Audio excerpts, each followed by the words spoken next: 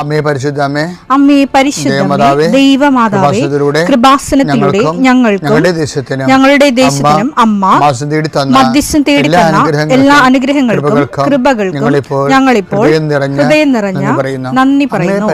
അമ്മേ പരിശുദ്ധമേ ദൈവമാതാവേ 2004 ഡിസംബർ 7 ഉച്ചകഴിഞ്ഞ് 2:30 കൃപാസനത്തിൽ സംഭവിച്ച അമ്മയുടെ പ്രത്യക്ഷപ്പെടലിനെ കുറിച്ച് തിരുസഭയ്ക്ക് സമർപ്പിച്ചിരിക്കുന്ന പഠനരേഖകളുടെ സഭാത്മകമായ പഠനം ആരംഭിക്കുവാൻ ഞങ്ങൾ പ്രാർത്ഥിക്കുന്നു. അമ്മേ പരിശുദ്ധമേ ഭൂസ്വർലോകങ്ങളുടെ രാജ്ഞിയായ അങ്ങേയ്ക്ക് ഭൗമസംരക്ഷണത്തിനായി പ്രപഞ്ചപ്രകൃതിയെ തന്നെ തിരുസഭ പ്രതിഷ്ഠിക്കുവാൻ ഈ പ്രത്യക്ഷീകരണം വഴി ഇടയാക്കണമേ. പരിശുദ്ധമേ ജപമാല മാതാവേ സകല കൃപാസനം പ്രാർത്ഥനയോടും ചേർത്ത് ഞങ്ങളിപ്പോൾ പ്രാർത്ഥിക്കുന്ന ഈ കുടുംബത്തിന്റെ പ്രത്യേക നിയോഗം മക്കളെ അമ്മയുടെ പ്രത്യക്ഷീകരണത്തിന്റെ ഈ അനുഗ്രഹവേളയിൽ ഞങ്ങൾക്ക് സാധിച്ചു തരുവാൻ കനിയണമേ. ആമേൻ. വിശ്വാസ പ്രമാണം. സർവശക്തനായ പിതാവും ആകാശത്തിന്റെയും ഭൂമിയുടെയും സൃഷ്ടാവുമായ ദൈവത്തിൽ ഞാൻ വിശ്വസിക്കുന്നു. അവിടുത്തെ ഏകപുത്രനും ഞങ്ങളുടെ കർത്താവുമായ ഈശോമിശിഹായിലും ഞാൻ വിശ്വസിക്കുന്നു. ഈ പുത്രൻ പരിശുദ്ധാത്മാവിനാൽ ഗർഭസ്ഥനായി കന്യകാമറിയത്തിൽ നിന്ന് പിറന്ന് പൊന്തിയോസ് പീലാത്തോസിന്റെ കാലത്ത് പീഡകൾ സഹിച്ച് കുരിശിൽ തറയ്ക്കപ്പെട്ട് മരിച്ച് അടക്കപ്പെട്ട് പാതാളങ്ങളിൽ ഇറങ്ങി മരിച്ചവരുടെ ഇടയിൽ നിന്ന് 3-ാം നാൾ ഉയർത്ത് സ്വർഗത്തിലേക്ക് എഴുന്നള്ളി സർവശക്തിയുള്ള പിതാവായ ദൈവത്തിന്റെ വലതുഭാഗത്തിരിക്കുന്നു. അവിടെ നിന്ന് ജീവിക്കുന്നവരെയും മരിച്ചവരെയും വിധിക്കുവാൻ വരുമെന്നും ഞാൻ വിശ്വസിക്കുന്നു. പരിശുദ്ധാത്മാവിലും ഞാൻ വിശ്വസിക്കുന്നു. വിശുദ്ധ കത്തോലിക്കാ സഭയിലും പുണ്യവാന്മാരുടെ ഐക്യത്തിലും പാപങ്ങളുടെ മോചനത്തിലും ശരീരത്തിന്റെ ഉയർപ്പിലും നിത്യമായ ജീവിതത്തിലും ഞാൻ വിശ്വസിക്കുന്നു. ആമേൻ. സ്വർഗ്ഗസ്ഥനായ ഞങ്ങളുടെ പിതാവേ, അങ്ങയുടെ നാമം പൂജിതമാകണമേ. അങ്ങയുടെ രാജ്യം വരണമേ. അങ്ങയുടെ തിരുമനസ് സ്വർഗത്തിലെ പോലെ ഭൂമിയിലും ആകണമേ. അന്നു വേണ്ടുന്ന ആഹാരം ഇന്ന് ഞങ്ങൾക്ക് തരണമേ. ഞങ്ങളോട് തെറ്റ് ചെയ്യുന്നവരോട് ഞങ്ങൾ ക്ഷമിക്കുന്നത് പോലെ ഞങ്ങളുടെ തെറ്റുകൾ ഞങ്ങളോടും ക്ഷമിക്കണമേ. ഞങ്ങളെ പ്രലോഭനത്തിൽ ഉൾപ്പെടുത്തരുതേ, തിന്മയിൽ ഞങ്ങൾ രക്ഷിക്കണമേ. ആമേൻ. നന്മ നിറഞ്ഞ മറിയമേ സ്വസ്തി. കർത്താവ് അങ്ങയുടെ കൂടെ സ്ത്രീകളിൽ അങ്ങ് അനുഗ്രഹിക്കപ്പെട്ടവളാകുന്നു. അങ്ങയുടെ ഉദരത്തിൻ ഫലമായ ഈശോ അനുഗ്രഹിക്കപ്പെട്ടവനാകുന്നു. പരിശുദ്ധ മറിയമേ തമ്പുരാന്റെ അമ്മേ, പാപികളായ ഞങ്ങൾക്ക് വേണ്ടി ഇപ്പോഴും ഞങ്ങളുടെ മരണസമയത്തും തമ്പുരാനോട് അപേക്ഷിക്കണമേ. ആമേൻ. കർത്താവേ, നിന്റെ ഉന്നതമായ നാമത്തിന് സ്തോത്രം ചെയ്യുന്നു. കർത്താവേ, നിന്റെ വിശുദ്ധ പൗരോഹിത്യത്തെ മഹത്വപ്പെടുത്തണമേ. കർത്താവെ, സഭയിലുള്ള സാന്നിധ്യം ദൃഢമാക്കണം. 40 വർഷം ഞാൻ അർപ്പിച്ച കൃപാസനത്താര ജീവനോടെ പ്രത്യക്ഷപ്പെട്ട മാതാവിൻ്റെ സാന്നിധ്യം ഈ കൃപാസനത്തിൽ വന്നിറങ്ങി പ്രാർത്ഥിച്ചു പോകുന്ന ലക്ഷോപലക്ഷം മനുഷ്യരുടെ പ്രാർത്ഥനയുടെ ശക്തിയാൽ ഞാൻ ഇന്നത്തെ ദിവസത്തെ എൻ്റെ മക്കളുടെ ആവശ്യങ്ങളെ കർത്താവിൻ്റെ ദൃശ്യം സമർപ്പിച്ചുകൊണ്ട് ആശീർവദിക്കുന്നു. കർത്താവെ, അങ്ങയുടെ മക്കളുടെ മേൽ നിൻ്റെ തിരുമുറുപാട് മരുന്നുകരം വെക്കണമേ. എൻ്റെ കർത്താവിൻ്റെ ഉന്നതമായ നാമത്തിൽ ശിരസിൻ്റെ രോഗങ്ങൾ, ബ്രെയിനിലെ സിസ്റ്റുകൾ, ബ്രെയിനിലെ ക്യാൻസറുകൾ, ബ്രെയിനുമായിട്ട് ബന്ധപ്പെട്ട മുഴുവൻ രോഗങ്ങൾ ഈ നിമിഷം ഇത് പ്രാർത്ഥന കൂടുന്ന മക്കളുടെ മേൽ കർത്താവിൻ്റെ ശക്തി ഒഴുകുകയും നിസ്സുഖപ്പെടുകയും ചെയ്യട്ടെ. തൊണ്ടനൊമ്പരങ്ങൾ, അത്തോൺസൈറ്റുകൾ, തൈറോയിഡുകൾ, ശ്വാസകോശ രോഗങ്ങൾ, ഉദര രോഗങ്ങൾ, രോഗങ്ങൾ, PCOD രോഗങ്ങൾ, സർവാംഗവാദ രോഗങ്ങൾ, വൃഷ്ണരോഗങ്ങൾ കർത്താവിൻ്റെ നാമത്തിൽ ഉച്ചമുതൽ ഉള്ളങ്കാര് വരെ കർത്താവിൻ്റെ രക്തം പടരട്ടെ. മരുന്ന് ലേപനമല്ല, അങ്ങയുടെ വചനമാണല്ലോ അങ്ങയുടെ മക്കളെ സുഖപ്പെടുത്തുന്നത്. വചനത്തിൻ്റെ കരുത്ത ശക്തിയാൽ യേശുക്രിസ്തു ഉന്നതമായ നാമത്തിൽ അങ്ങയുടെ മക്കൾ സൗഖ്യം പ്രാപിക്കട്ടെ.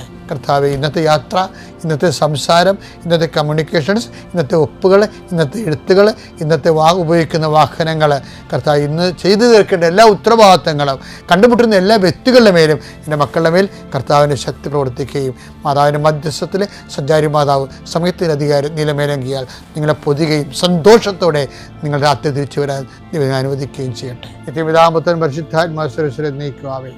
എൻ്റെ പ്രിയരെ, നമ്മൾ ഇന്ന് കാണുന്നത് ഭാഷാവരത്തെക്കുറിച്ചാണ്. ആൾക്കാർക്ക് എപ്പോഴും കർസ്മാറ്റിക് ആധ്യാത്മിക സരണികളെ വിമർശിക്കുന്നവർക്ക് മനസ്സിലാകാത്തത് ഭാഷാപരമാണ്.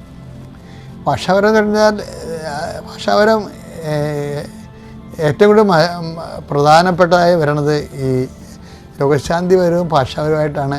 അവൻ ഡെലിവറൻസും ഭാഷാപരമായിട്ടാണ് കണക്ട് ചെയ്തിരിക്കുന്നത്.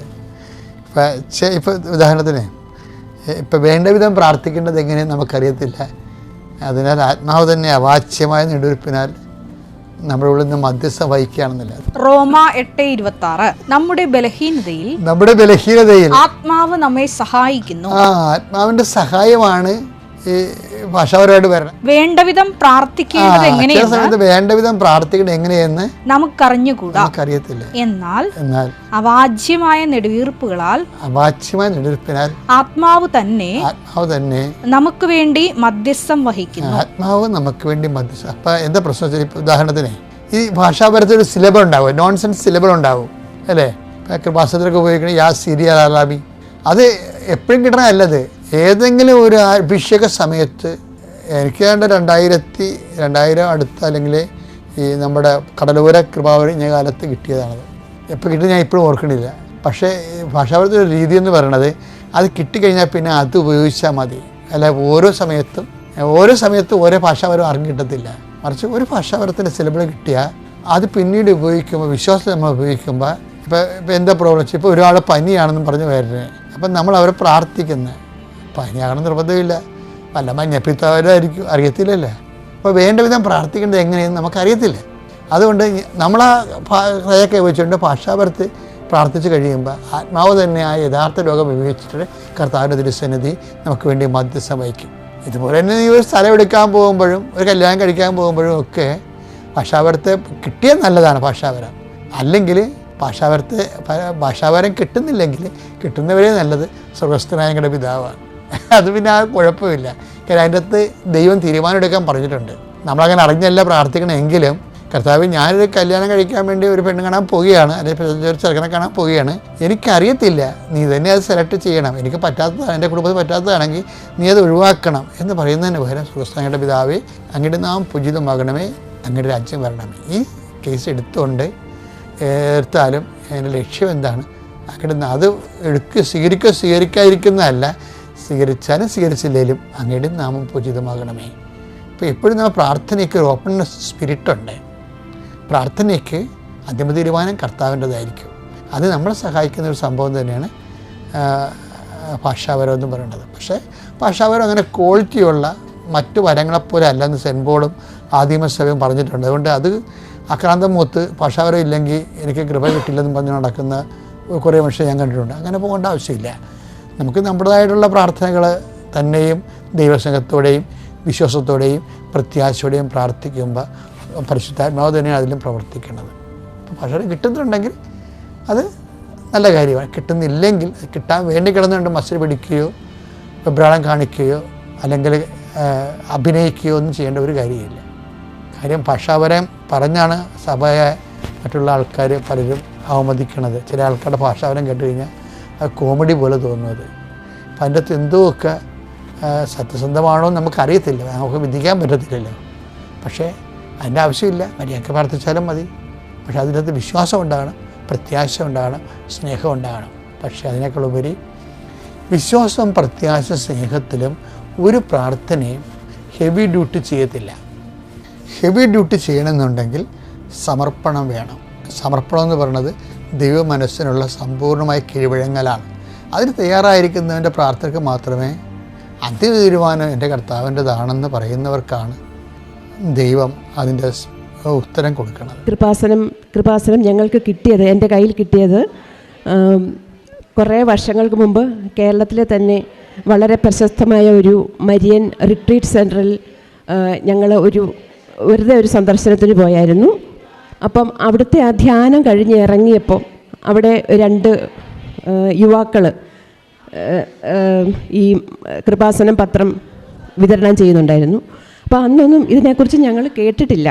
അപ്പോൾ പെട്ടെന്ന് വായിച്ചു നോക്കി. അപ്പോൾ എനിക്കെങ്ങനെയാണ് തോന്നിയത്, ഇത്രയും വലിയ ഈ മരിയൻ റിട്രീറ്റ് സെൻറ്ററിൻ്റെ മുമ്പിൽ വേറൊരു മാതാവിനെ ഇങ്ങനെ പ്രഘോഷിക്കുന്നത് ഇവരാരാണ്? ഞാൻ ശരിക്കും വേറെ കാത്തലിക് അല്ലാത്ത വേറെ ആരെങ്കിലും ആണെന്നാണ് ഞാൻ വിചാരിച്ചത്.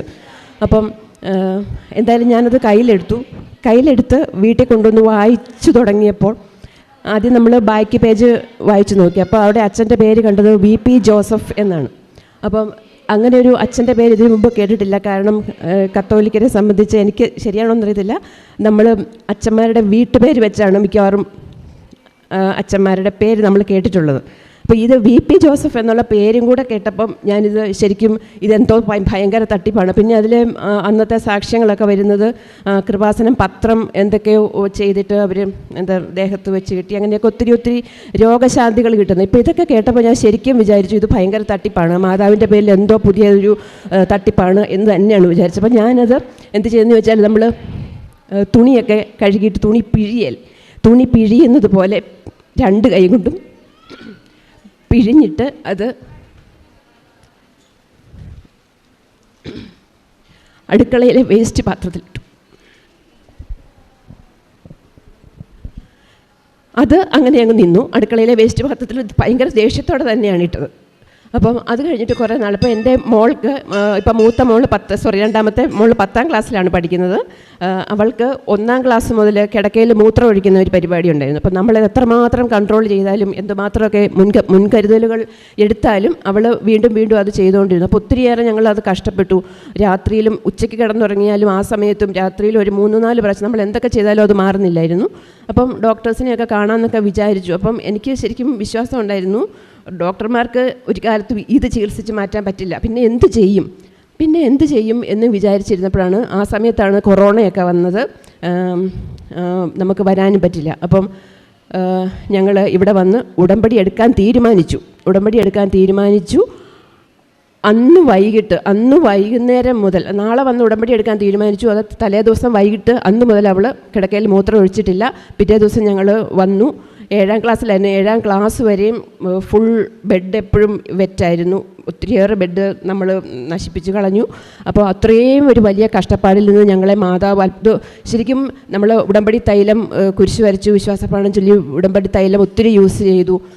അപ്പോൾ അതും മാത്രമാണ് ഈ കൃപാസന മാതാവിൻ്റെ ഒരേ ഒരു അനുഗ്രഹം കൊണ്ട് മാത്രമാണ് അത് സാധിച്ചത്. പിന്നെ വേറൊരു അനുഗ്രഹം എന്ന് പറയുന്ന, അന്ന് കോവിഡ് ടൈം ആയിരുന്നുകൊണ്ട് ലൈറ്റ് ക്യാൻഡിൽ പ്രെയർ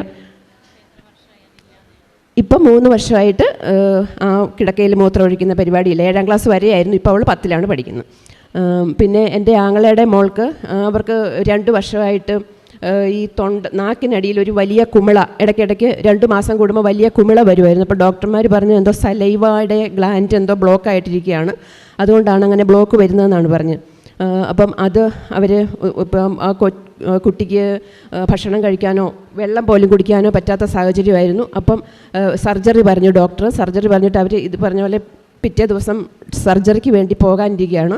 അപ്പം ഞാൻ ഉടമ്പടി എടുത്ത ആളായതുകൊണ്ട് ലൈറ്റ് ക്യാൻഡിൽ പ്രെയർ റിക്വസ്റ്റ് ഇടാം എന്ന് പറയുന്നുണ്ടല്ലോ. അപ്പോൾ അന്ന് ഞാൻ ലൈറ്റ് ക്യാൻഡിൽ പ്രെയർ റിക്വസ്റ്റ് ഇട്ടു. അപ്പോൾ അവരോട് ഞാൻ വിളിച്ചു പറഞ്ഞു, ആങ്ങളയോടൊക്കെ വിളിച്ചു പറഞ്ഞു, ലൈറ്റ് ക്യാൻഡിൽ പ്രെയർ റിക്വസ്റ്റ് ഇട്ടിട്ടുണ്ട്, അപ്പം നിങ്ങളും പ്രാർത്ഥിക്കണം എന്ന് പറഞ്ഞു. അപ്പോൾ അന്ന് വൈകിട്ട് ഇവർ സന്ധ്യാപ്രാർത്ഥന ചൊല്ലുന്ന സമയത്ത് ആ മോളുടെ വായിൽ നിന്ന് അത് പൊട്ടി. ഒരു വലിയ നെല്ലിക്കയുടെ അത്രയുള്ള ഒരു കുരുവായിരുന്നു, ഭയങ്കര വേദനയൊക്കെ ആയിട്ട്. അപ്പോൾ അന്ന് അത് പൊട്ടി. ഇപ്പോൾ അത് ഒരു 5 വർഷമായി, ഇതുവരെയും ഒരു കുഴപ്പമില്ല, മിടുക്കിയായിട്ടിരിക്കുന്നു. പിന്നെ നമുക്ക് അച്ഛൻ എപ്പോഴും പറയുന്നതാണ് മാതാവിൻ്റെ സാന്നിധ്യം.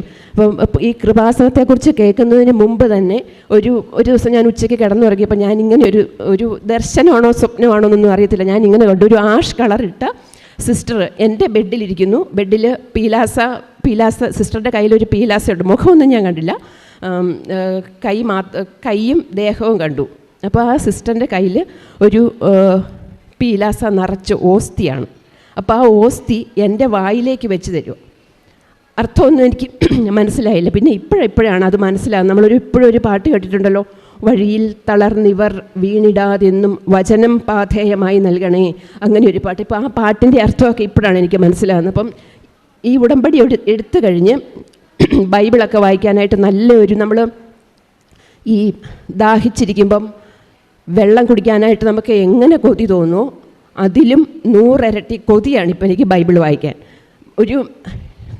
അതുപോലെ കുട്ടികൾ എന്തെങ്കിലും സാധനം കിട്ടുമ്പോൾ അത് തീരാതെ വയ്ക്കും, മിഠായിയൊക്കെ കിട്ടുമ്പോൾ അത് തീരാതെ വയ്ക്കുന്നത് പോലെ ബൈബിൾ ഇങ്ങനെ ഓരോ അധ്യായവും ഓരോ സെൻറ്റൻസും വായിച്ചു പോകുമ്പോൾ അയ്യോ ഇതിപ്പോൾ തീരുമല്ലോ എന്നുള്ള അതായത് എപ്പോഴും വചനം നമുക്ക് കൂടെ ഉള്ളതുപോലെ, മാതാവ് കൂടെയുള്ള ബൈബിൾ വായിക്കുമ്പോഴൊക്കെ നമുക്ക് ചിലപ്പോൾ കുന്തിരിക്കത്തിൻ്റെ സ്മെല്ല്, ഒരു സെക്കൻഡ് നേരത്തേക്ക് ഒരു കുന്തിരിക്കത്തിൻ്റെ സ്മെല്ലൊക്കെ വരും. അപ്പോൾ അങ്ങനെ ഒത്തിരിയേറെ അനുഗ്രഹങ്ങൾ നമുക്കിപ്പോൾ പിടിച്ചു നിൽക്കാനായിട്ട്, വേറെ ഒന്നുമില്ലെങ്കിലും മാതാവ് കൂടെ ഉണ്ട് എന്നുള്ള ഒരു സംരക്ഷണത്തിൻ്റെ ഒരു ബോധം നമുക്ക് എപ്പോഴും എനിക്ക് കിട്ടുന്നുണ്ട്. അപ്പം എല്ലാ അസുഖങ്ങൾക്കും ചെറിയ ചെറിയ അസുഖങ്ങളുണ്ട്. പിന്നെ എൻ്റെ മൂക്ക് വർഷങ്ങളായിട്ട് മൂക്കടഞ്ഞിരിക്കുകയായിരുന്നു, ശ്വാസമൊന്നും വിടത്തില്ലായിരുന്നു. പിന്നെ മൂക്കിൽ ദശ വളരുന്നു എന്നാണ് ഡോക്ടേഴ്സ് പറഞ്ഞത്, സർജറി വേണം എന്ന് പറഞ്ഞിരുന്നു. അതും നമ്മൾ വിശ്വാസ പ്രമാണം ചൊല്ലിയിട്ട് ഉടമ്പടി തൈലം മാത്രം തേച്ച് ഇട്ടാണ് അത് കംപ്ലീറ്റ് മാറി. പിന്നെ ഒരു ദിവസം ഡോക്ടറുടെ അടുത്ത് ചെന്നപ്പോൾ പറഞ്ഞു മൂക്കിൽ ദശയൊന്നും വളരുന്നില്ല, പെർഫെക്റ്റ് ആണ് എന്ന് പറഞ്ഞു. അപ്പം ഈ ഉടമ്പടി തൈലം, വിശുദ്ധ വസ്തുക്കൾ, ഉടമ്പടി തൈലം, ഉപ്പ്, തേൻ, ഇതെല്ലാമാണ് നമ്മുടെ ആയുധങ്ങൾ എന്നാണ് ഇപ്പം ഞാൻ മനസ്സിലാക്കുന്നത്.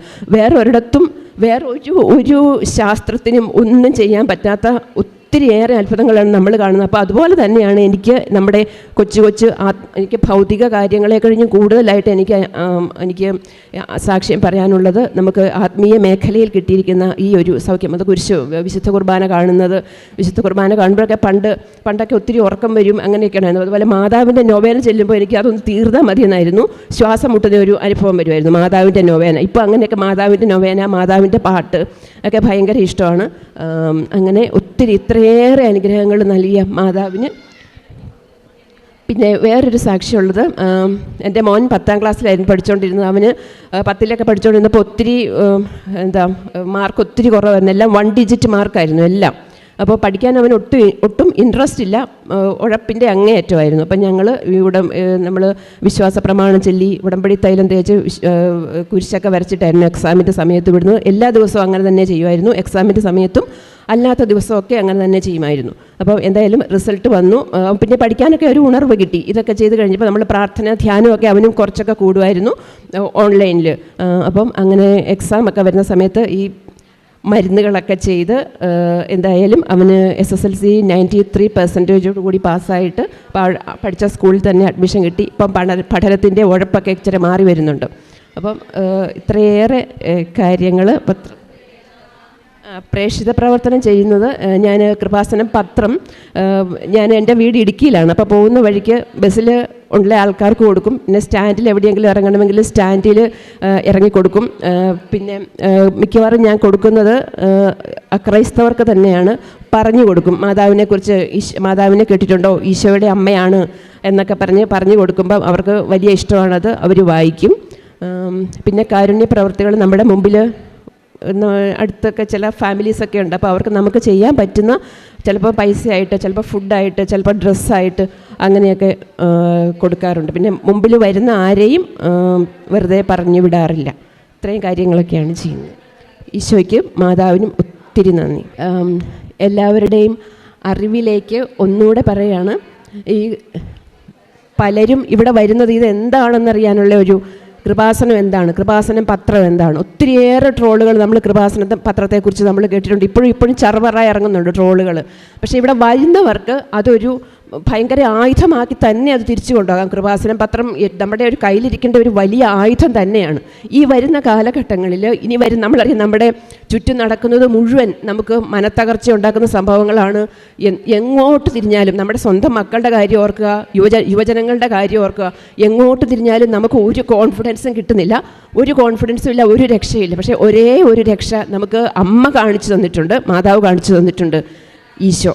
അപ്പം ഞാനിപ്പോൾ ഇവിടെ നിന്ന് നിങ്ങളുടെ പൊതുജനം ഒരു സോറിയും കൂടെ പറയുകയാണ്. ഞാൻ ആ കൃപാസനം പത്രത്തെ അന്ന് അതുപോലെ ചവിട്ടിക്കൂട്ടി കീറിക്കളഞ്ഞില്ല. കീറുന്നതിന് പകരം വേസ്റ്റ് പാത്രത്തിൽ, അടുക്കളയിലെ ഏറ്റവും മോശമായിട്ടുള്ള വേസ്റ്റ് ഇടുന്നിടത്താണ് ഞാൻ ഇട്ടത്. അപ്പോൾ അതിന് ഈശോയോടും അമ്മയോടും ക്ഷമ ചോദിക്കുന്നു. എൻ്റെ പേര് ഷേർലി ജോർജ്.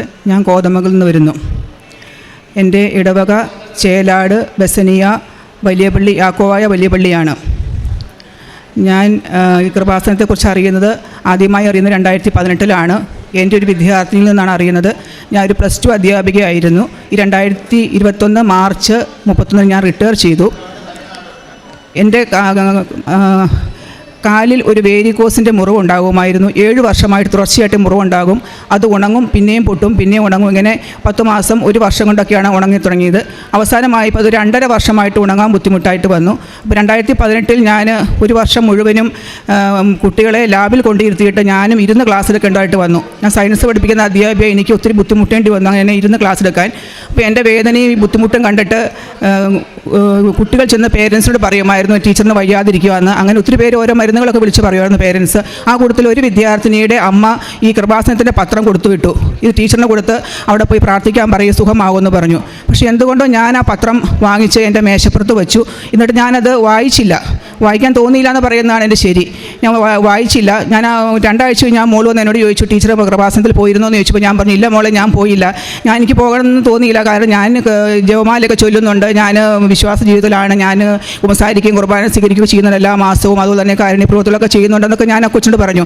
ടീച്ചറിന് അങ്ങനെ പ്രത്യേകിച്ച് അവിടെ പോകണം തോന്നിയില്ല, അതുകൊണ്ട് പോയില്ല മോളെ. തോന്നുമ്പോൾ ശരി ഓക്കെ ടീച്ചറിന് പോയി. ആ കൊച്ചങ്ങോട്ട് പോയി. ആ പത്രം അവിടെ തന്നെ വെച്ചിരുന്നു. എന്നിട്ട് എൻ്റെ കാല് വല്ലാതെ വഷളായിക്കൊണ്ടിരിക്കുകയായിരുന്നു. 2018 കഴിഞ്ഞ് 19 ആയപ്പോഴും കാല് ഉണങ്ങുന്നില്ല. കാല് വലിയ മുറിവട്ടം വെച്ച് ഒരു പപ്പടത്തിൻ്റെ വട്ടം ഒരു വലുപ്പത്തിലേക്കായി മാറി. മുറിവ് ഒരു 1.5 സെൻറ്റിമീറ്റർ ആഴമുള്ള മുറിവുമായി മാറി. വെരിക്കോസ് അൾസറിൻ്റെ പെയിൻ എന്ന് വെച്ചാൽ അതിഭയങ്കരമായ വേദനയാണ്. നമുക്ക് രാത്രിയും പകൽ ഉറങ്ങാൻ പറ്റില്ല. എനിക്ക് മാത്രമല്ല ഹസ്ബൻഡിനും മോൾക്കൊന്നും ഉറങ്ങാൻ പറ്റാത്ത വേദനയാണ്. അങ്ങനെ ആയി കഴിഞ്ഞപ്പോഴേക്കും ഞാൻ 2019 വാല്യുവേഷന് മുമ്പ് എൻ്റെ കാറിൽ പോകുന്ന ഒരു ടീച്ചർ എന്നോട് പറഞ്ഞു, വേറെ +2 അധ്യാപികയാണ് എന്നോട് പറഞ്ഞു, ടീച്ചറുടെ കൃപാസനത്തിൽ പോയി കഴിഞ്ഞാൽ ടീച്ചറിൻ്റെ കാല് ഉണങ്ങും, എനിക്ക് അവിടെ നിന്ന് ഒത്തിരി അനുഗ്രഹങ്ങൾ ലഭിച്ചു എന്ന് പറഞ്ഞപ്പോൾ ടീച്ചർ പറഞ്ഞപ്പോൾ ഞാനത് വിശ്വസിക്കുകയും ടീച്ചർ കുറേ സാക്ഷ്യങ്ങളൊക്കെ എന്നോട് പറഞ്ഞു. അപ്പോൾ ടീച്ചർ പത്രം തന്നപ്പോൾ എനിക്ക് പോകണമെന്നൊരു ആഗ്രഹം എൻ്റെ മനസ്സിലേക്ക് വരും. അന്ന് മുതൽ ഞാൻ ആ പത്രത്തിൽ നോക്കി വെച്ചിട്ട് ടീച്ചർ പത്രം വെച്ചിട്ട് ഞാൻ മാതാവി ഞാൻ അവിടെ വരാനുള്ളതാണെങ്കിൽ എന്നെ അനുവദിക്കണമെന്ന് പറഞ്ഞ് ഞാൻ പ്രാർത്ഥിക്കാൻ തുടങ്ങി. എന്തുകൊണ്ടോ 2020 ജനുവരി ആയപ്പോഴേക്കും എനിക്ക് ഇവിടെ വരാനുള്ള വല്ലാത്ത ആഗ്രഹമായി. ഞാൻ 2020 അവസാനമായപ്പോൾ ഞങ്ങൾ മണ്ണർകാടും പരിമല ഒക്കെ പോയി വന്ന വഴിയിൽ ഞങ്ങൾ ചങ്ങനാശ്ശേരിയിൽ നിന്ന് ഇവിടെ വന്ന് ഉടമ്പടി എടുക്കാൻ വന്നു. ഞാൻ നോമ്പ് നോക്കിയാണ് വന്നത്.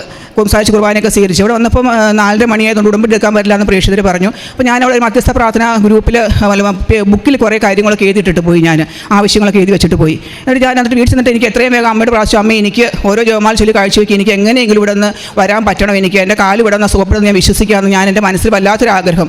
ഞാൻ തനിയാണ് പിന്നെ വന്നത്. പിറ്റേ ആഴ്ചയിൽ 2020 ഫെബ്രുവരി 2-ാം തീയതി ഞായറാഴ്ച ഞാനിവിടെ തനിയെ വന്ന് ഉടമ്പടി എടുത്ത് തിരിച്ചു പോയി. ഞാൻ അപ്പോൾ ഉടമ്പടി എടുക്കുന്നതിന് ഞാൻ തലേദിവസം വരുന്നതിന് മുമ്പായിട്ട് എൻ്റെ ഒരു ബ്രദറിനോട് ഞാൻ ചോദിച്ചു, കൃപാസനത്തിൽ പോരുന്നുണ്ടോ, ഞാനിങ്ങനെ ആളും പ്രാർത്ഥിക്കുന്ന ഒരാളാണ്, അപ്പോൾ ഞാൻ പോരുന്നുണ്ട്, ഞാനിങ്ങനെ പോകുന്നുണ്ട്, എനിക്ക് അവിടെ നിന്ന് ഒരു പോകണം ഉടമ്പടി എടുക്കണമെന്ന് പറഞ്ഞു. അപ്പോൾ അത്ര നല്ല പോസിറ്റീവ് അല്ലാത്തൊരു ഉത്തരം എന്നോട് കിട്ടുകയും എന്നെ കളിയാക്കും വഴക്കും അറിയുകയും ചെയ്തു. അപ്പോൾ എൻ്റെ മനസ്സിൽ അങ്ങനെ കിടക്കുന്നതുകൊണ്ടായിരിക്കും ഉടമ്പടി എടുത്ത് കഴിഞ്ഞിട്ട് പോകുമ്പോൾ എൻ്റെ മനസ്സിൽ ഞാൻ ഉടമ്പടി എടുത്തിട്ടുണ്ട്, പക്ഷേ ഇവരൊക്കെ പറയുന്നത് എങ്ങനെയാണ് ഇത് ശരിയാകുമെന്ന് പറഞ്ഞാൽ ശരിയാണെന്നൊക്കെ ഒരു എൻ്റെ ഉള്ളിൽ നമ്മൾ യുക്തിപരമായി ചിന്തിക്കുന്ന പ്രാർത്ഥിക്കുന്നുണ്ടെങ്കിൽ പോലും എന്തോ അതുകൊണ്ടൊക്കെ തോന്നിയിട്ടായിരിക്കാം ഞായറാഴ്ച ഉടമ്പടി എടുത്ത് പോയി. ബുധനാഴ്ചയായപ്പോൾ ഞാൻ എൻ്റെ മകൾ 10ാം ക്ലാസ്സിൽ പഠിക്കുമായിരുന്നു. നൈറ്റ് ക്ലാസ്സിന് വേണ്ടിയിട്ട് സ്കൂളിൽ വൈകുന്നേരം കൊണ്ടുവിട്ടിട്ട് തിരിച്ച് വരുന്ന വഴി ഒരു മെയിൻ റോഡിൽ നിന്ന് പോക്കറ്റ് റോഡിലോട്ട് എൻ്റെ കാറ് കയറി കഴിഞ്ഞപ്പം എന്ന് വരുന്ന വഴിയാണെങ്കിൽ പോലും ഒരു 90 ഡിഗ്രിയിലുള്ളൊരു വളവാണ്. അവിടെ വന്ന് ഞാൻ 2 പ്രാവശ്യം ഓണടിച്ചിട്ടും മറുപടി ഒന്നും ഓണടി കേൾക്കാത്തപ്പോൾ ഞാൻ വിചാരിച്ചു വേറെ വണ്ടികൾ വരുന്നില്ല എന്ന് വിചാരിച്ച് സ്പീഡിൽ തന്നെ വണ്ടിയെ വളവ് തിരിഞ്ഞപ്പം തൊട്ട് മുമ്പിൽ സ്കൂൾ ബസ്സാണ് വന്നത്. പെട്ടെന്നുള്ള വെപ്രാളത്തിൽ ഞാൻ ബ്രേക്ക് ചവിട്ടിയപ്പോൾ ബ്രേക്ക് തെന്നിപ്പോവുകയും കാല് തെന്നിപ്പോവുകയും ബ്രേക്ക് ചവിട്ടാൻ പറ്റാതിരിക്കുകയും പെട്ടെന്ന്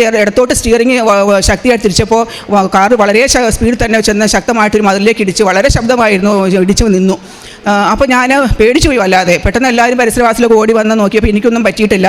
ഞാൻ ഇറങ്ങി നോക്കി എൻ്റെ കാർ തകർന്നു വിചാരിച്ചു. പക്ഷേ അതൊന്നും സംഭവിച്ചില്ലെന്ന് മാത്രമല്ല, തൊട്ട് മുമ്പിലൊരു 1/2 മീറ്റർ മാത്രം മുമ്പിലൊരു ഇലക്ട്രിക് പോസ്റ്റ് ഉണ്ട്, അവിടെ പോലും ഇടിക്കാതെ കൃത്യമായിട്ട് മതിലെ കൊണ്ട് വണ്ടി ഇടിച്ച് നിർത്തുകയാണ് ചെയ്തത്. എൻ്റെ വണ്ടിയുടെ ഇടതുവശത്തെ ഫ്രണ്ടിലെ വീൽ കപ്പ് മാത്രമേ പൊട്ടിപ്പോയുള്ളൂ, അത്രയും ശബ്ദം ഉണ്ടായിട്ടും. അപ്പോൾ ഞാൻ അന്നേരം മുതൽ എൻ്റെ മനസ്സിൽ തോന്നിയത് എൻ്റെ അമ്മയുടെ സംരക്ഷണമാണല്ലോ. അപ്പോൾ എനിക്ക് വിശ്വാസം വരാൻ തുടങ്ങി. ഉടമ്പടി എടുക്കുന്നവർക്ക് മാതാവിൻ്റെ സംരക്ഷണം ഉണ്ടാകുന്ന അച്ഛൻ എപ്പോഴും പ്രസംഗത്തിൽ പറയുന്നുണ്ട്. അപ്പോൾ എനിക്ക് വ്യക്തമായിട്ട് തോന്നി ഇത് അമ്മയുടെ സംരക്ഷണമാണെന്ന് തോന്നി. അങ്ങനെ എന്നും ഓർത്തുകൊണ്ട് കിടക്കും. അങ്ങനെ കിടന്നത് ഉറപ്പാക്കാൻ വേണ്ടിയായിരിക്കാം ആ സംഭവം നടന്നതിൻ്റെ 4-ാം ദിവസം രാത്രിയിൽ ഞാൻ ഈ പരിസ്ഥിതി അൾത്താര സ്വപ്നം കണ്ടു. പരിസ്ഥിതി അമ്മ ഇവിടെ നിൽക്കുന്നു, തൊട്ടടുത്ത് വിശുദ്ധ കുർബാന എഴുന്നള്ളിച്ച് വെച്ചിട്ടുണ്ട്. ഈ ആൾത്താരെ ഞാൻ സ്വപ്നം കാണുകയാണ്. വേഗം തന്നെ എണീറ്റ് കഴിഞ്ഞപ്പോൾ അമ്മ ഞാൻ വിശ്വസിക്കുവാണ്, അമ്മ എന്നെ സംരക്ഷിച്ചാണെന്ന് വിശ്വസിക്കാമെന്ന് പറഞ്ഞു. അതിൻ്റെ 3-ാം ദിവസം വീണ്ടും ഞാൻ സ്വപ്നം കണ്ടു. ഈ അവിടെ നമ്മൾ ഉടമ്പടി കൊണ്ട് വയ്ക്കുന്ന ആ ഒരു ആൾത്താരയിൽ വിശുദ്ധ കുർബാന എഴുന്നള്ളിച്ച് വയ്ക്കുന്ന ഈ ചാപ്പിലെയാണ് ഞാൻ കാണുന്നത്. വിശുദ്ധ കുർബാന എഴുന്നള്ളിച്ച് വെച്ചിട്ടുണ്ട്. അങ്ങനെ 2 പ്രാവശ്യം കണ്ടു കഴിഞ്ഞപ്പോൾ എനിക്ക് ഉറപ്പായി ഞാൻ എടുത്ത ഉടമ്പടി സമയത്ത് എൻ്റെ മനസ്സിൽ തോന്നിയ സംശയങ്ങളൊക്കെ ഭയങ്കരമായിട്ട് മാതാവിനെ വേദനിപ്പിച്ചു എന്നൊരു തോന്നൽ എനിക്ക് വന്നു. ഇത് സത്യമായൊരു കാര്യം തന്നെയാണ് ഇത് എന്നുള്ള ഒരു ഉറപ്പ് എൻ്റെ മനസ്സിലേക്ക് വരികയും ചെയ്തു. അതിനുശേഷം ഞാൻ എല്ലാവരോടും ധൈര്യമായിട്ട് തന്നെ പറയാൻ ഒരു ഉറപ്പ് എനിക്ക് കിട്ടി. പിന്നെ എനിക്ക് അതിനുശേഷം ഉടനെ തന്നെ സംഭവിച്ചു. എൻ്റെ കാര്യങ്ങളും നിയോഗങ്ങളും ഒന്നുമല്ല ആദ്യം നടന്നത്. ഞാനിവിടെ എഴുതിയിട്ട് പോയ കാര്യങ്ങളാണ് ആദ്യമേ സംഭവിച്ചത്. വേറെ ആളുകൾക്ക് വേണ്ടിയാണ് എഴുതിയിട്ട് പോയത്. എൻ്റെ ബ്രദറിൻ്റെ മകന് റെയിൽവേയിൽ സെലക്ഷൻ ആയിരിക്കുകയായിരുന്നു, പക്ഷേ പോസ്റ്റിംഗ് നടക്കാത്തതുകൊണ്ട് വിഷമിച്ചിരിക്കുകയായിരുന്നു. ഞാനിവിടുന്ന് ഉടമ്പടി എടുത്ത് പോയി പിറ്റേ ആഴ്ച തന്നെ മോന് പോസ്റ്റിംഗ് നടക്കുകയും നടന്നു. അന്ന് നടന്നില്ല ആയിരുന്നെങ്കിൽ പിറ്റേ മാസം ലോക്ക്ഡൗൺ ആവുകയും പിന്നെയുള്ള എല്ലാം ക്യാൻസൽ ചെയ്യുകയും ചെയ്തു, കിട്ടാതെ വന്നതിനായിരുന്നു. അപ്പോൾ അത് കിട്ടിയെന്നുള്ളതാണ് ആദ്യത്തെ ഒരു വിശ്വാസം. ആദ്യമേ തന്നെ എനിക്ക് തന്ന ഒരു വിശ്വാസത്തിൻ്റെ ഒരു ലക്ഷണം അതായിരുന്നു. രണ്ടാമത്തത് എൻ്റെ ഒരു കസിൻ ബ്രദറിന് പിള്ളേരുണ്ടാകാതിരിക്കുകയായിരുന്നു. അവർക്ക് ഞാൻ ഈ ഉടമ്പടി തൈലം കൊടുത്തിരുന്നു. അവളോട് വയറിൽ കുരിശിട്ട് വിശ്വാസപ്രമാണം ചെല്ലാൻ പറഞ്ഞിരുന്നു. അവരോട് ഈ ഉടമ്പടിയുടെ ഉപ്പ് ഞാൻ വെള്ളത്തിലിട്ട് കുടിക്കണമെന്നും പറഞ്ഞു, ഭക്ഷണത്തിൽ ചേർത്ത് കുടിക്കാനും പറഞ്ഞിരുന്നു. എന്തായാലും മാർച്ച് മാസം തന്നെ, ഫെബ്രുവരി എഴുതിയിട്ട് പോയി മാർച്ച് മാസം തന്നെ ഗർഭിണിയാവുകയും ജനുവരിയിൽ ഒരു ആൺകുഞ്ഞിനെ പ്രസവിക്കുകയും ചെയ്തു. അത്ര മറ്റുള്ളവർക്ക് വേണ്ടി എഴുതിയിട്ട് പോയ കാര്യങ്ങൾ പെട്ടെന്ന് ലഭിച്ചു കഴിഞ്ഞപ്പോൾ എനിക്ക് വിശ്വാസം വർദ്ധിച്ചു. പിന്നെ സംഭവിച്ചെന്താണെന്ന് വെച്ചാൽ ഞാൻ ഇവിടെ നിന്ന് എല്ലാ കാലുവേദന കിടക്കുമ്പോഴൊക്കെ എപ്പോഴും അച്ഛൻ്റെ പ്രസംഗങ്ങൾ, പഴയ പ്രസംഗങ്ങളെല്ലാം കേൾക്കും. എൻ്റെ മനസ്സിൽ ഏറ്റവും കൂടുതലൊരു എന്താണെന്ന് വെച്ചാൽ ഞാൻ എന്ത് മനസ്സിൽ ആഗ്രഹിച്ചിട്ട് അതിനൊരു ഉത്തരം കിട്ടണം, എനിക്ക് ദൈവം വചനത്തിലൂടെ ഉത്തരം കിട്ടണം ആഗ്രഹിച്ച ആ പ്രസംഗം കേട്ടാൽ അപ്പം തന്നെ അതിന് മറുപടി അച്ഛൻ്റെ പ്രസംഗം എൻ്റെ മനസ്സിൽ തോന്നിയ കാര്യം അപ്പം തന്നെ അച്ഛനോട് പറയുന്നുണ്ടാവും. അങ്ങനെ എനിക്ക് മാത്രമല്ല പലർക്കും അത് തോന്നിയിട്ടുള്ള, പലരോടും സംസാരിക്കുമ്പോൾ അവർ പറയും ശരിയാണ്, ജോസഫ് അച്ഛൻ്റെ പ്രസംഗം കേട്ട് കഴിയുമ്പോൾ ഏറ്റവും എനിക്കത് ആ പ്രസംഗം ഇഷ്ടപ്പെടാനുള്ള കാരണം വെച്ചാൽ വേറെ ഒരു കഥകളും പറയാതെ വചനം മാത്രം പറഞ്ഞുകൊണ്ട് പരിസ്ഥാത്മാവിൻ്റെ നിറവിൽ പ്രസംഗിക്കുന്ന പ്രസംഗം അത് കേട്ടുകൊണ്ട് ഒരു നിമിഷം പോലും നമുക്ക് അത് കേൾക്കാതിരിക്കാൻ ഓഫാക്കാൻ പറ്റില്ല. അതുപോലൊരു പ്രസംഗമാണ്. ഞാൻ ഇപ്പോഴും കറിക്ക് ചെയ്യുമ്പോഴും അടുക്കള പണി ചെയ്യുമ്പോൾ, ഞാൻ ടീച്ചറായിട്ട് എപ്പോഴും തിരക്കുണ്ടല്ലോ, അടുക്കള പണി ചെയ്യുമ്പോഴൊക്കെ ജെല്ലയ്ക്ക് കൊണ്ട് വെച്ചിട്ട് രാവിലെ മുതൽ കേൾക്കുവാണ്, എപ്പോഴും കേട്ടുകൊണ്ടിരിക്കും. അവസാനം ദിവികാരണം ആശീർവാദം വരുമ്പോൾ ഞാൻ വർക്ക് ഏരിയ ആണെങ്കിലും അടുക്കളയാണെങ്കിലും അവിടെ മുട്ടുകുത്തും ഞാൻ. അപ്പോൾ തന്നെ മുട്ടുകുത്തിയിട്ട് ഞാൻ എൻ്റെ ഹസ്ബൻഡെ കണ്ടിട്ട് പലപ്പോഴും ഞാൻ മുട്ടുകുത്തി ഞാൻ കൊമ്പിടും. അങ്ങനെ ഞാൻ എപ്പോഴും ഈ പ്രസംഗം കണ്ടിന്യൂസ് ആയിട്ട് കേട്ടുകൊണ്ടിരിക്കും. ഒരു ദിവസം ഞാൻ കേട്ടുകൊണ്ടിരുന്ന സമയത്ത് എൻ്റെ അച്ഛൻ പറയുകയാണ്, പഴയ പ്രസംഗമായിരുന്നു, അത് ലൈവ് അല്ലായിരുന്നു, എന്നിട്ട് പോലും അച്ഛൻ പറയുകയാണ് ഒരു കുട്ടിയുടെ കയ്യിൽ വിയർത്ത് ഒഴുകിക്കൊണ്ടിരിക്കുകയാണ്, പരീക്ഷ പേപ്പർ നനഞ്ഞു പോകുന്നതായിട്ട് കാണിക്കുന്നുണ്ട്, ആ കൊച്ചിൻ്റെ കൈക്ക് സൗഖ്യം കൊടുക്കുന്നതായിട്ട് ദൈവം കാണിക്കുന്നു എന്ന് പറഞ്ഞു. അപ്പോൾ എൻ്റെ മോൾക്കും ഇതേ ഇത് തന്നെ ഉണ്ടായിരുന്നു. മോൾ എപ്പോഴും പറയും, അമ്മ എൻ്റെ കൈ ഇങ്ങനെ പരീക്ഷ പേപ്പറൊക്കെ ഇങ്ങനെ നനഞ്ഞു പോവുകയാണല്ലോ, എന്താ ചെയ്യാമെന്ന് എപ്പോഴും പറയും എന്നോട്. അപ്പോൾ ഞാൻ അമ്മയെ മാതാവ്, എൻ്റെ മോൾക്ക് ഇങ്ങനെ ഒരു അസുഖമുണ്ടല്ലോ, അതൊന്ന് സുഖപ്പെടുത്തിക്കൊണ്ട് 10ാം ക്ലാസ്സിൽ പരീക്ഷ എഴുതാൻ പോകാനുള്ള അമ്മയെന്ന് ഞാൻ കരഞ്ഞോട് പ്രാർത്ഥിച്ചു. എന്തായാലും 3 ദിവസം കഴിഞ്ഞ് ഞാൻ മോളോട് ചോദിച്ചു, മോളെ കയ്യിൽ ഇപ്പോൾ എങ്ങനെ ഉണ്ടെന്ന് ചോദിച്ചു. പറഞ്ഞു, അമ്മ എൻ്റെ കയ്യിലെ വേർപ്പ് ഇപ്പം മാറിയില്ലോമേ, ഇപ്പം പൂർണ്ണമായിട്ടത് മാറിയില്ലോമേ എന്ന് പറയുകയാണ്. അതാണ് എൻ്റെ വീട്ടിലേക്ക് ലഭിച്ച ആദ്യത്തെ അനുഗ്രഹമായിട്ട് എനിക്ക് വിശ്വാസത്തിലേക്ക് എന്നെ കൊണ്ടുവന്ന ഏറ്റവും വലിയ അനുഗ്രഹമായത്. പിന്നെ എന്ന് വെച്ചാൽ ഞാൻ ഒത്തിരി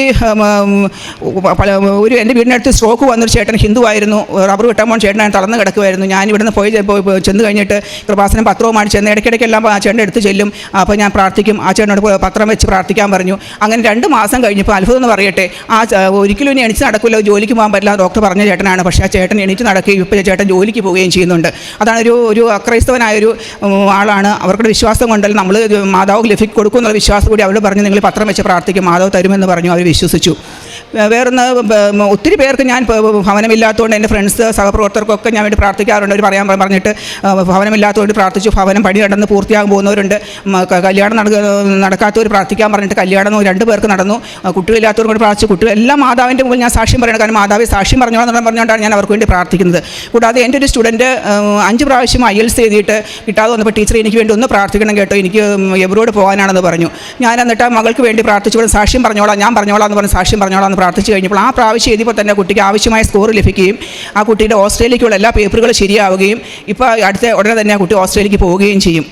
പിന്നീട് ഉള്ളൊരു അനുഭവം എന്ന് പറഞ്ഞാൽ, ഏറ്റവും വലിയ അനുഭവം എന്ന് പറയുന്നത്, ഇവിടെ വന്ന് ഞാൻ ഉടമ്പടി എടുത്ത് പോയി അന്ന് ഞാൻ എൻ്റെ വാട്സപ്പിൻ്റെ DP കൃപാസന അമ്മയുടെ ഫോട്ടോ ഇട്ടിരിക്കുന്നതാണ്. ഇതുവരെ എനിക്കത് മാറ്റാൻ തോന്നിയിട്ടില്ല. എല്ലാവരും ഫോട്ടോ മാറ്റിയിടുമ്പോൾ ഞാനത് ആദ്യം 3 മാസത്തേക്ക് ഇടാമെന്ന് ഓർത്തിട്ടാണ് ഉടമ്പടി പുതുക്കുന്നതോടെ നിർത്തി. പക്ഷേ ഇന്ന് വരെ അത് മാറ്റേണ്ടി വന്നിട്ടില്ല, എനിക്ക് മാറ്റാൻ തോന്നിയിട്ടില്ല.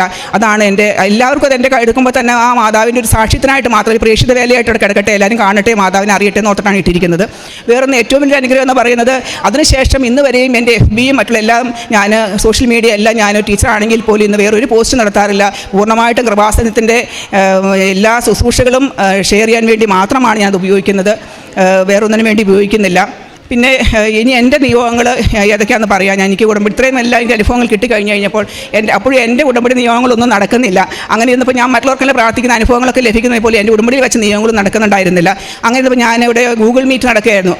ഗൂഗിൾ മീറ്റ് നടന്ന സമയത്ത് ഒക്ടോബർ 10-ാം തീയതി ഞാൻ വേദന കൊണ്ട് വല്ലാത്ത വിഷമാണ് എനിക്ക്. ആ സമയത്ത് ഞാൻ പറഞ്ഞു, എനിക്കൊരു സ്പെഷ്യൽ ലിങ്ക് കിട്ടാൻ വേണ്ടി ഞാൻ ട്രൈ ചെയ്തു. എൻ്റെ വേദന കൊണ്ട് വല്ലാണ്ട് വിഷമിച്ചപ്പോൾ ഞാനൊരു സ്പെഷ്യൽ ലിങ്കിന് വേണ്ടി ട്രൈ ചെയ്യുകയും എനിക്ക് സ്പെഷ്യൽ ലിങ്ക് കിട്ടുകയും ചെയ്തു. കാലിൻ്റെ വിഷമങ്ങൾ ഞാൻ പറഞ്ഞ അച്ഛനോട് ഗൂഗിൾ മീറ്റ് കൂടെ ഒക്ടോബർ 10-ാം തീയതി ഞാൻ പറഞ്ഞു.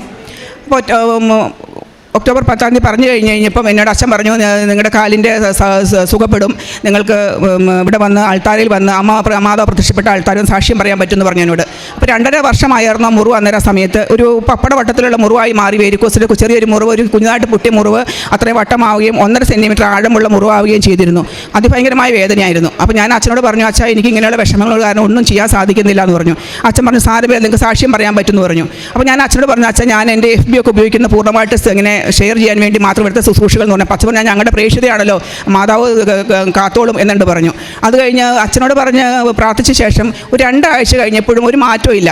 പക്ഷേ 2 ആഴ്ചകൾക്ക് ശേഷം എൻ്റെ കാല് പതുക്കെ ഉണങ്ങാൻ തുടങ്ങി ഒരു 2 മാസം 3 മാസം അത്രയും വലിയ ആഴമുള്ള മുറിവായിരുന്നു. ഒരു 3 മാസം കൊണ്ട് എൻ്റെ കാല് പൂർണ്ണമായിട്ട് സുഖപ്പെട്ടു. ഇപ്പോൾ യാതൊരു കുഴപ്പമില്ല. എൻ്റെ കാലിൻ്റെ മുറിവ് പൂർണ്ണമായിട്ടും ഉണങ്ങി. അത് സാക്ഷ്യപ്പെടുത്താൻ വേണ്ടിയിട്ട് ഇവിടെ ലോക്ക്ഡൗൺ ടൈമായിട്ട് വരാൻ പറ്റാത്തതുകൊണ്ടാണ് സാക്ഷ്യപ്പെടുത്താതിരുന്നത്, അതാണ് വരാതിരുന്നത്. അപ്പോൾ എൻ്റെ ഉടമ്പടിയുടെ നിയോഗം, 1ാമത്തെ നിയോഗം സാധിച്ചു. 2ാമത്തത് എൻ്റെ മോൾക്ക് 10ാം ക്ലാസ് ആയിരുന്നു, ഫുൾ A1 കിട്ടണമെന്നാണ് ഞാൻ വെച്ചിരുന്നത്. അപ്പം അതൊരു വലിയൊരു സാക്ഷ്യത്തിനായിട്ട് മാതാവ് മാറ്റിയ സംഭവമായി മാറി. റിസൾട്ട് വന്നപ്പോൾ ആ സ്കൂളിൽ ആർക്കും ഫുൾ A1 ഇല്ല. എൻ്റെ മോൾക്ക് എല്ലായ്പ്പോഴും ഫുൾ മാർക്ക് കിട്ടുന്നൊരു മകളാണ്. 95% കൂടുതൽ, എപ്പോഴും 98% മാർക്ക് കിട്ടുന്ന മകളാണ്. പക്ഷേ ആ സ്കൂൾ ആർക്കും, മോൾക്ക് മാത്രം ആർക്കും ഫുൾ A1 ഇല്ല. അപ്പോൾ മലയാളം വിഷയം അതിന് എല്ലാവർക്കും B1 ആണ്. അപ്പോൾ ഇങ്ങനെ വന്നപ്പോൾ ഞാൻ ആകെ വിഷമായി. കാരണം ഒരു പക്ഷേ എങ്കിൽ എനിക്ക് തോന്നുന്നത് ഫുൾ A1 ആദ്യമേ തന്നെ കിട്ടിക്കഴിഞ്ഞാൽ ഞാനൊക്കെ ഒരു പക്ഷേ പറയുമായിരിക്കും, എൻ്റെ മോൾ പഠിക്കുന്നതല്ലേ അതുകൊണ്ട് മോൾക്ക് കിട്ടിയെന്ന് പറയുമായിരിക്കും.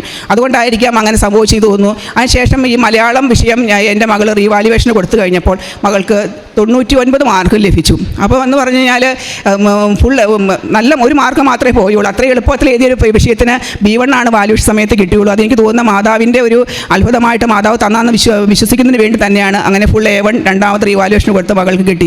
2ാമത്തെ നിയോഗം സാധിച്ചു.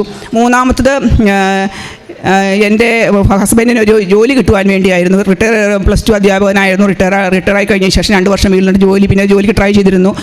ഒരു ബോറിംഗ് ആയതുകൊണ്ട്. അങ്ങനെ ഇരിക്കുമ്പം ഒരു ഫിനാൻസിൽ മാനേജറായിട്ട് ജോലി കിട്ടി. അത് മാതാവ് തന്നതാണ്. ആദ്യമേ തന്നെ അതാണ് ഞങ്ങളുടെ കുടുംബത്തിൽ ലഭിച്ച ഒരു നിയോഗങ്ങളിൽ ആദ്യം ലഭിച്ചത്. പിന്നെ 4ാമത്തെന്ന് പറയുന്ന കുടുംബസമാധാനത്തിന് വേണ്ടി വെച്ചിരുന്നതായിരുന്നു. ഒരു കൂട്ടുകുടുംബമായതുകൊണ്ട് തന്നെ പല വേദനകളൊക്കെ ഇപ്പോഴും ഉണ്ടാകുമായിരുന്നു. എന്തായാലും സമാധാനം മാതാവ് ഒത്തിരിയേറെ തന്നു ഞങ്ങൾക്ക്. ഇത്രയും നിയോഗങ്ങൾ 4-6 നിയോഗങ്ങൾ വെച്ച് 4 നിയോഗങ്ങളും അമ്മ മാതാവ് സാധിച്ചു തന്നു. പിന്നെ വേറൊന്ന് പറയുന്നത്, ഞാനിപ്പം എൻ്റെ പെൻഷൻ പേപ്പറുകളെല്ലാം ഏറ്റവും ലാസ്റ്റാണ് അത് സ്കൂളിൽ നിന്ന് അയച്ചത്. കാരണം പല കാര്യങ്ങൾ കൊണ്ട് തടസ്സപ്പെട്ട് പോയിട്ട് എനിക്ക് തോന്നുന്നത് ജനുവരി മാസത്തിലാണ് എൻ്റെ പേപ്പറുകളെല്ലാം സ്കൂളിൽ നിന്ന് അയച്ചത്. PFൻ്റെയും എല്ലാ ഗ്രാറ്റുവിറ്റിയുടെയും കമ്മ്യൂട്ടേഷൻ്റെയും ഒക്കെ എല്ലാ പേപ്പറുകളും പെൻഷൻ്റെ പേപ്പറുകളെല്ലാം അയച്ചത്. എങ്കിൽ തന്നെ ഞങ്ങളുടെ പരിസരത്തുള്ള എല്ലാ സ്കൂളുകളിലും വെച്ചിട്ട് ഏറ്റവും ആദ്യം എനിക്ക് പെൻഷൻ്റെ ആനുകൂല്യങ്ങളെല്ലാം ആദ്യമേ തന്നെ എനിക്കാണ് അമ്മ മാതാവ് വാങ്ങിത്തന്നത്. അത് വലിയൊരു അത്ഭുതമായി തോന്നി എനിക്ക്. കാരണം ഏപ്രിൽ തന്നെ മാർച്ച് 31 പെൻഷനായി ഞാൻ ഏപ്രിൽ തന്നെ പെൻഷൻ വാങ്ങിയ ഒരാളാണ്. എല്ലാ ആനുകൂല്യങ്ങളും ഏപ്രിലും മെയ് ആദ്യത്തെ ആഴ്ചയിലുമായിട്ട് എനിക്ക് ലഭിച്ചു. PFും ഗ്രാറ്റുവിറ്റിയും കമ്മ്യൂട്ടേഷനൊക്കെ ഇപ്പോഴും കിട്ടാത്തവരുണ്ട്. അപ്പോൾ എത്രയോ അധികമായിട്ട് അമ്മ എന്നെ കരുതുന്നു. അമ്മ എന്നെ ഭൗതികമായ കാര്യങ്ങളും നമ്മളെ കരുതുന്നു, ആത്മീയമായ കാര്യങ്ങളെല്ലാം കരുതുന്നു എന്ന് ഞാൻ വിശ്വസിക്കുകയാണ്.